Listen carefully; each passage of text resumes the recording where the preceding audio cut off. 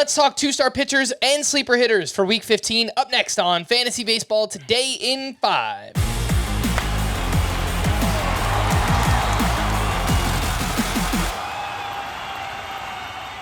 Welcome into FBT in 5 on Friday, June 28th. I am Frank Stampfl, joined by Scott White, and let's begin with two-star pitchers. Starter sit, Luis Gil is up against the Reds and home against the Red Sox. So he's been shaky recently, hasn't thrown as many strikes, but I still think a two-start week. And what you'll notice, a theme for this week, bad pitchers up and down the schedule. So none of the two-star pitchers are that great. I think Luis Gil is still a must-start with two starts. Brady Singer gets one good matchup against the Rays and then one at Coors Field. Yeah, so one good matchup, one bad matchup, and I don't trust the profile overall, but, he's been pretty reliable, all things considered, and in a bad week for two-star pitchers, I think most people are going to want to start him. Bobby Miller is home against the D-backs, home against the Brewers. He's looked pretty bad since coming off the IL. Yeah, I think it's to the point where we need to see something good from him until we trust him in most situations. I think you could justify using him in a points league, but I want to do it. I want to do it in a categories league. And then Brian Bayo gets one at the Marlins, but also at the Yankees. Yeah, I tried to give him the benefit of the doubt last time out against the Blue Jays, and it just blew up in my face. So I'm not inclined to do that again. I will not recommend starting Bayo. All right, two-star pitchers that you can add and stream off the waiver wire. Who are they? So again, they're not great. The best, and I think the best by a long shot, is Kyle Gibson, who isn't even that good, but he is generally going to give you a quality start, works deep into games, and his matchups are good at Pittsburgh and at Washington.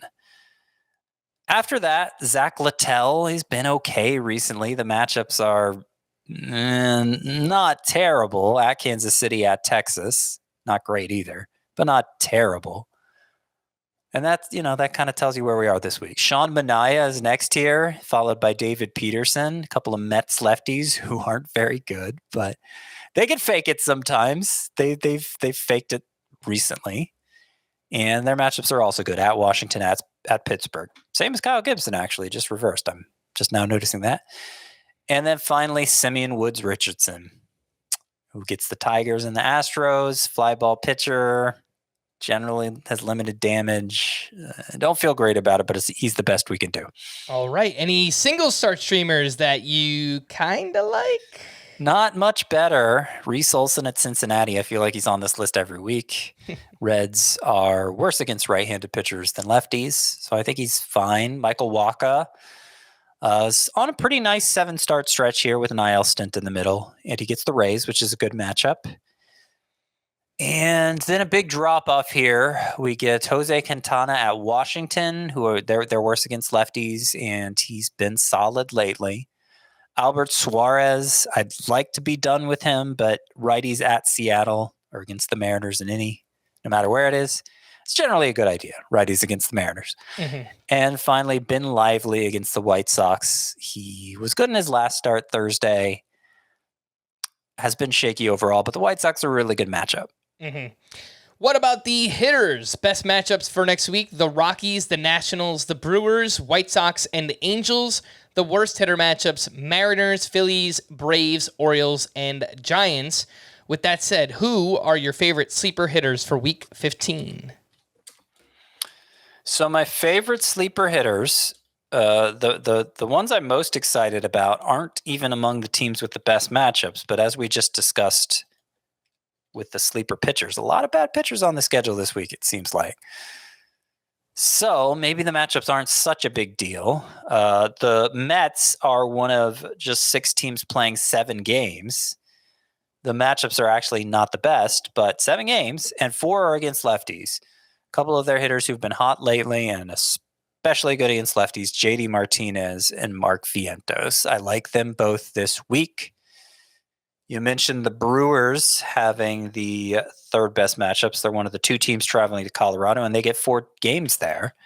I think Reese Hoskins. Reese Olson can't he can't be part of every sleeper list. Reese Hoskins, his roster rate has dropped below 80%, so I can recommend him here. Hopefully he comes through with those very good matchups. And I also like Jackson Chorio, who's been better in June. The Nationals having the second best matchups. I think that makes Jesse Winker worthwhile. They do have a few lefties on the schedule, which is why there are no other Nationals on the list here. The Reds, their matchups aren't the greatest, but they're not terrible. And Jonathan India has been so hot. Noelvi Marte looks so good in his first game back. They're both rostered in a little over 60% of leagues. I think they have to be on here. I wish the matchups were a little better, but they're not bad enough to shy away from Jonathan India and Noelvi Marte. I mentioned the Rockies are at home all week, 7 games there, one of 6 teams with 7 games.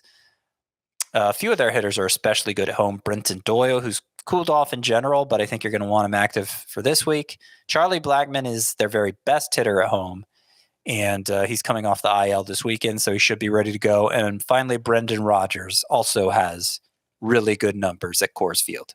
All right. For more extensive fantasy baseball coverage, listen to the Fantasy Baseball Today podcast on Spotify, Apple Podcasts, the Odyssey app, or anywhere else podcasts are found. Thanks for listening to Fantasy Baseball Today in 5, and we will be back again tomorrow.